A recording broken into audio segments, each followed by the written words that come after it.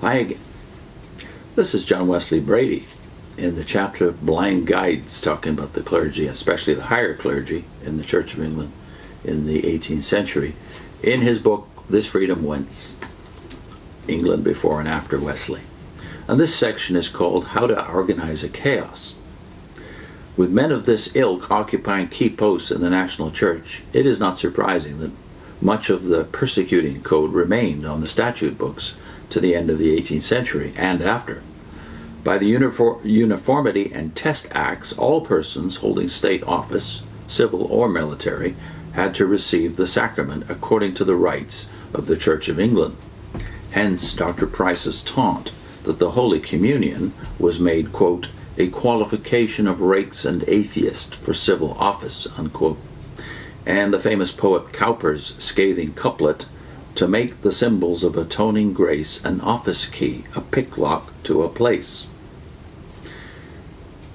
Bready goes on, in 1772, both houses of Parliament witnessed historic debates on the attempted repeal of these enactments. A bishop had just depicted dissenting ministers as, quote, men of close ambition, unquote. When Lord Chatham, the elder Pitt, that is, William Pitt Sr., entered the lists, and Pitt said this, the dissenting ministers are represented as men of close ambition. So they are, my lords, and their ambition is to keep close to the college of fishermen, not of cardinals, and to the doctrine of inspired apostles, not to the decrees of aspiring bishops. They contend for a scriptural creed and a scriptural worship. We, that is, we in the Church of England, have a Calvinistic creed, a Popish liturgy, and an Arminian clergy. The Reformation has opened the scriptures to all, so let not the bishops shut them again. Laws in support of ecclesiastical power are pleaded for, which it would shock humanity to execute. It is said that religious sects have done great mischief when they are not kept under restraint. But history affords no proof that sects have ever been mischievous when they were not oppressed and persecuted by the ruling church. And so ended Pitt's criticism of the prevailing spirit in the higher reaches of the Church of England. Bready goes on, that year, 1772, a repeal bill was passed by the Commons, but owing to fierce opposition by the Episcopal bench, it was thrown out by the Lords. Britain, in the 18th century, was ruled by a landed gentry, which, as Disraeli pointed out, was almost as exclusive as the infamous Venetian oligarchy. A few family clans, writes C.H.K. Martin, composed the governing classes of the period. In one cabinet, half the members were dukes, and in another, there was only one commoner. This landowning oligarchy encircled and enchained the throne, dominated the House of Lords, and possessed enormous influence in the House of Commons.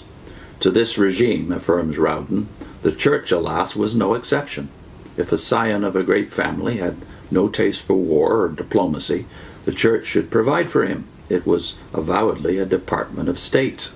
Any idea of an organization of spiritual forces and of its offices as those who should develop, promote, and guide those forces was wholly wanting, alike in the givers and the recipients of church patronage.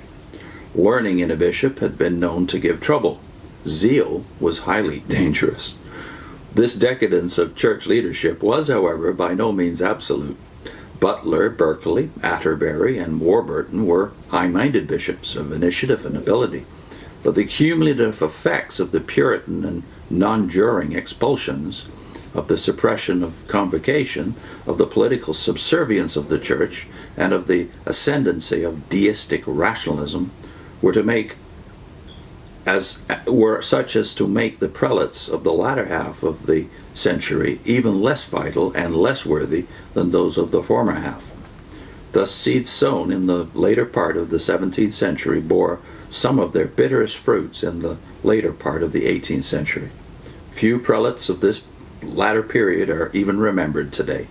Perhaps the best known of its ecclesiastics inside the hierarchical succession of preferment are Paley and Malthus. Yet Shelley epitomized the reaction of thousands when he declared that he would rather be damned with Plato and Lord Bacon than go to heaven with Paley and Malthus. Among the elite coterie of church rulers, regenerative teaching was practically dead. Far from preparing the way for the advent of democracy, which already was knocking at the door, the hierarchical dignitaries were content to chant platitudes and to write pamphlets instructing the poor that it was their high privilege cheerfully to perform their various duties in those stations of life in which it had pleased God to place them. As for the Industrial Revolution, which already was changing catastrophically the face of England, these blind guides were as insensitive to its challenge as though it were taking place on another planet. While the evangelical revival, now bearing to the outcast multitude the Christian message of hope, fellowship, and salvation, they lashed with venomous spleen. Rarely in modern times has any ecclesiastical caste merited more completely the indictment of Jesus. Woe unto you, scribes and Pharisees, hypocrites! For ye shut up the kingdom of heaven against men, for ye neither go in yourselves, neither suffer ye them that are entering to go in. Oxford University, the chief training center for the state clergy, sank during this century of moderation and reason to its lowest ebb of scholarship. During the earlier half of the century, it was the chief seedbed of Jacobite plotting, that is, Roman Catholic plotting. After the accession of George III in 1760, it was the nursery of the bluest Toryism. Southey, who went to Oxford with the view to orders, learned there two things, to row and to swim. So, to save his soul, he left the place. Gibbon, referring to his Oxford days as 14 idle and unprofitable months, says his tutor remembered he had a salary to draw, but forgot he had duties to perform. And Cambridge, apparently, was little better than Oxford. Professor D.A. Winstanley, Vice Master of Trinity College, Cambridge, in his Unreformed Cambridge, says, quote, "The University of Cambridge, in the 18th century, has been convicted of violating its statutes, misusing its endowments, and neglecting its obligations.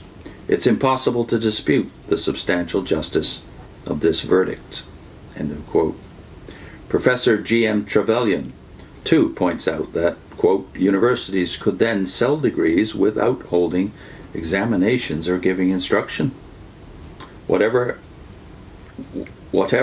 out holding examinations or giving," let me read that again, "whatever is right, if it can show a charter," was the practical creed of the whole prevailing hierarchy of vested interests.